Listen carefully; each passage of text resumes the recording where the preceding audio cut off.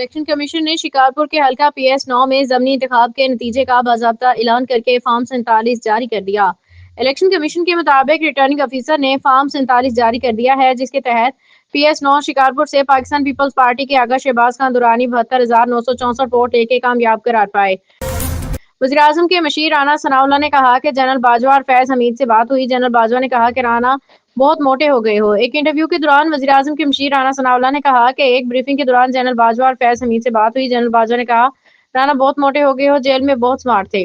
رانا ثناءاللہ نے کہا کہ جنرل باجوہ نے کہا فیض رانا صاحب کو دوبارہ سمارٹ بناؤ۔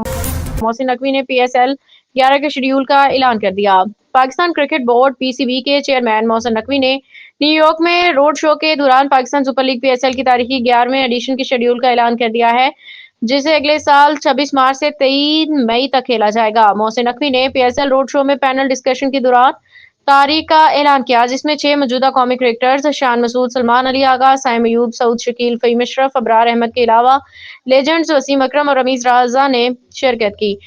آسٹریلیا کے شہر سڈنی میں فائرنگ سے ہلاک ہونے والے افراد کی تعداد 16 ہو گئی ہے۔ سڈنی واقعے کے ہلاک شدگان میں ایک بچہ بھی شامل ہے۔